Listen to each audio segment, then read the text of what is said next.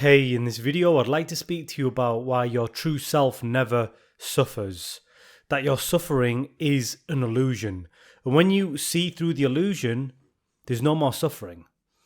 So I know this video might trigger some people. Some of you might be watching this thinking, okay, what I'm going through feels very, very real to me. So for me to sit here and tell you it's all an illusion might create some resistance in you.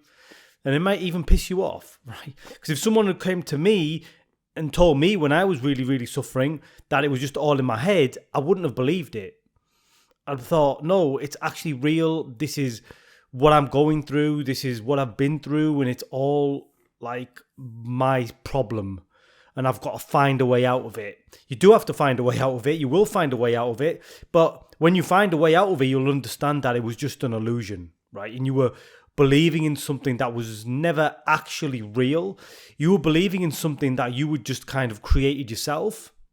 And once you see through the illusion, you're free.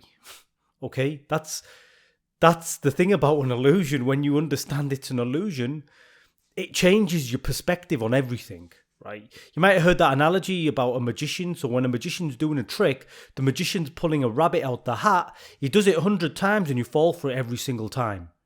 But if someone tells you how he's doing it, then you stop falling for it. You've seen through the trick. It's not cool anymore. It's like that.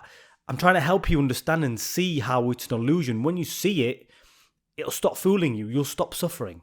Okay? And so how does your suffering come about? It comes about because you believe you are a separate individual self, right? You think you're an ego. You think you're this small person who's got a history and trauma and conditioning and all these things that happened to you and people did you wrong. And so you create a story out of all of that stuff, right? And yeah, it does leave mental and emotional kind of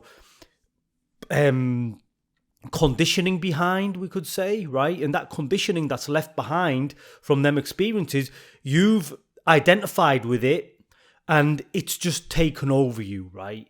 At the beginning when them traumas happened, yeah, it left an imprint on you, but it wasn't as deep as it is now.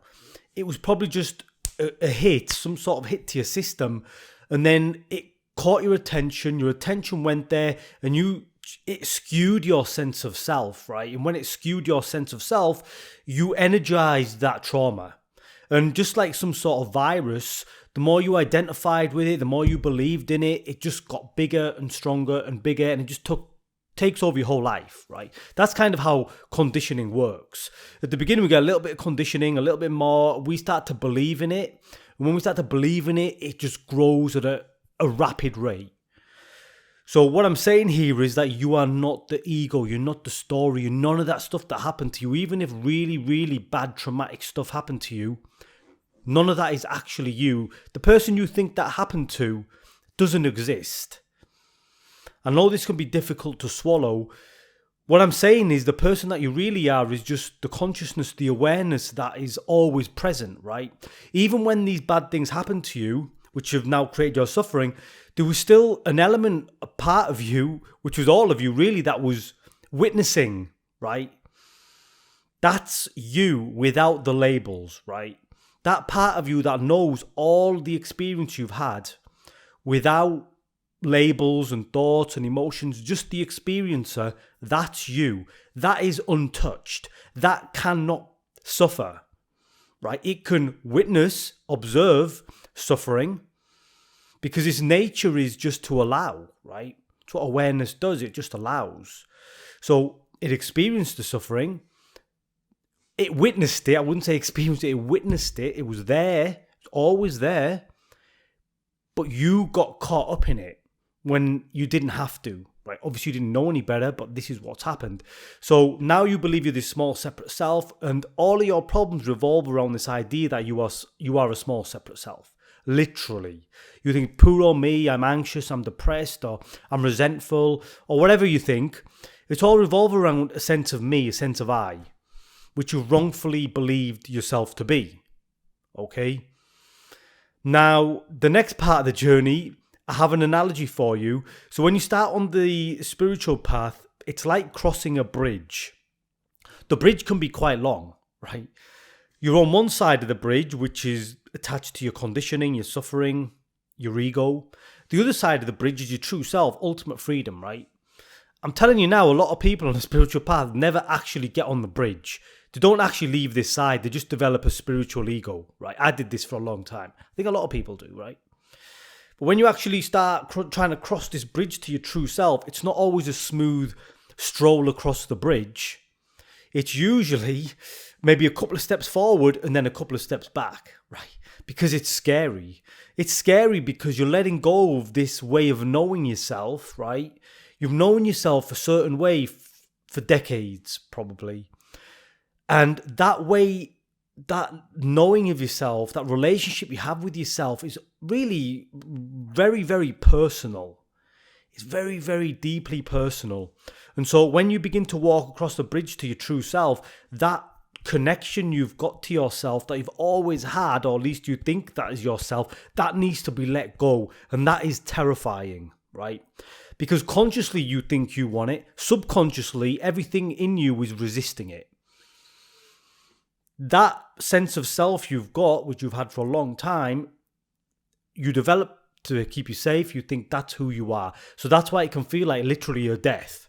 Because you are breaking that attachment that you've had to this old sense of self and moving towards something you don't know at all. Completely unknown, right? I've noticed this myself. The more I change, the more I can actually catch these impulses come back up to take me back, to drag me back. But the further you go along the bridge, the more you begin to catch it. Sometimes I can go kind of weeks with barely any triggers and just complete peace. And it doesn't always feel like it should be like that. And I can feel the old stuff calling me back, wants me to go back. But I see it now, right? And when you see it, you can just have a little bit more courage and go, I know what's happening here. All of this old stuff is calling me back. But you know what? I'm halfway across the bridge now.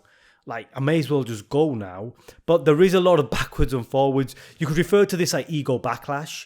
When you kind of make some progress and it feels like you go backwards. This is just a different phrase for it. And so as you keep going across the bridge towards your true self and you grow in consciousness, you grow in awareness, what happens is all these old mental and emotional patterns that you've been carrying, which is really what makes your suffering appear real. It's all the conditioning. And the conditioning, the mental emotional conditioning, like I said, you rehearsed it and practiced it every minute of every hour of every day for weeks and months and years and decades. You've always been practicing being this person. So that's why the conditioning is so deep. But as you begin to grow in awareness and you begin to see through that slowly, that old pattern, that conditioning that you'd practiced and rehearsed so many times begins to just dissolve slowly, right? Don't expect it to happen right away. People message me and saying, okay, I've been on this for so long. I'm like, you just got to be patient, right? If you just had an immediate awakening where you went from like deep dark depression or anxiety to fully awakened, it would literally be too much for you. Your system, it couldn't handle it. It's very, very rare, that sort of awakening. So this is what's going on, right? You awaken, you go deeper and deeper, you grow in consciousness. It's just mental and emotional patterns, maybe some energetic stuff, just begins to slowly dissolve, right? Then maybe you need to go back across the bridge because you don't feel comfortable going forward. But every time you go forward, you go a little bit further forward, you grow more. The old patterns start to crumble. You'll feel it.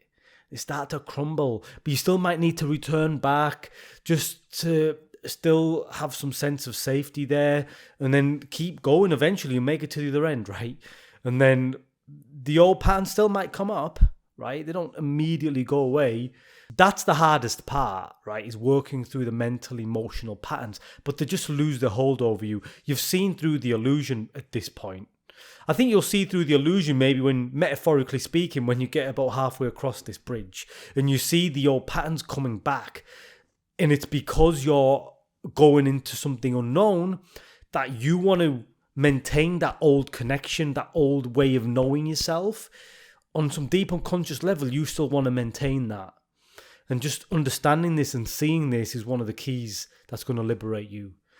Okay, and the final point I want to touch on is that when you're suffering in this little bubble, this little world you've got that you think is legit and the reality, we see things from a very limited perspective, right? We see things from a very, very small place. We think, okay, there's a big wide world. Maybe other people are getting ahead of me, or I'm resentful, or I'm anxious, whatever your issues are.